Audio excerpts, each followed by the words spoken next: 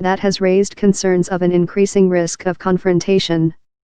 Significantly, Trump has also not articulated what he would do if his policies were to destabilize Tehran, which has been at odds with Washington since Iran's 1979 Islamic Revolution, or if U.S. pressure were to embolden hardliners. Iran's President Hassan Rouhani warned on July 22 that hostile U.S. policies could lead to the mother of all wars. Trump responded on Twitter that Iran must never again threaten the United States or it would suffer consequences the likes of which few throughout history have ever suffered before.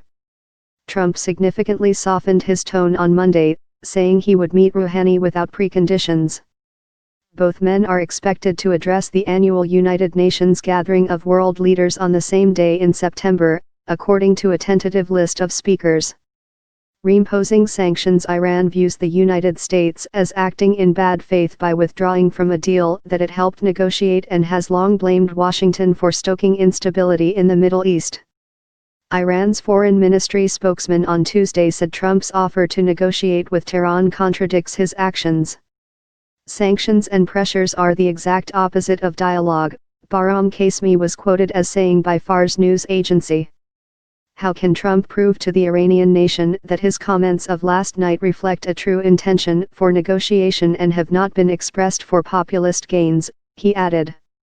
Trump's policy is already putting significant pressure on the Iranian economy, although U.S. intelligence suggests that may rally Iranians against the United States and strengthen Iran's hardline rulers, officials say. Iran's currency plumbed new depths on Monday, dropping past 120,000 rials to the dollar, as Iranians brace for August 7 when Washington is due to reimpose a first lot of economic sanctions following Trump's withdrawal from the nuclear deal. This includes reimposing sanctions on Iran's purchases of U.S. dollars as well as its trade in gold and precious metals. Iran's oil exports could fall by as much as two-thirds due to the sanctions, straining oil markets.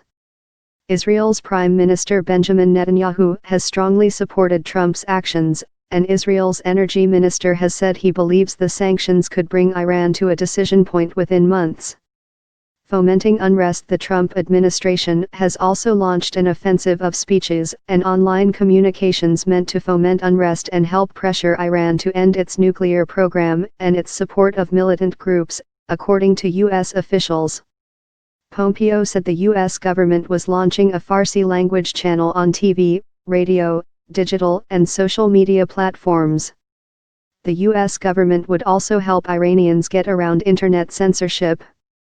Launching Arab NATO. The Trump administration is also pushing ahead with a bid to create a new security and political alliance with 6 Gulf Arab states plus Egypt and Jordan, in part to counter Iran's expanding influence. The plan to forge what officials in the White House and Middle East have called an Arab NATO of Sunni Muslim allies would likely contribute to tensions with Shiite Iran. But similar initiatives by previous U.S. administrations to develop a more formal alliance with Gulf and Arab allies have failed in the past, and it is unclear what, if any, U.S. military involvement there will be in the alliance. One of the risks of emboldening regional allies, U.S. officials say, is that they could inadvertently trigger a conflict that could draw in the United States. But no regime change. The tougher U.S. posture on Iran has fueled speculation that Trump is seeking to promote enough unrest to potentially unseat Iran's rulers. We need them to change their behavior on a number of threats that they can pose with their military, with their secret services, with their surrogates and with their proxies, Mattis said. There have been mixed messages from Trump's administration about the military's role in confronting Iranian influence. White House National Security Advisor John Bolton linked the U.S. military presence in Syria to the Iranian menace.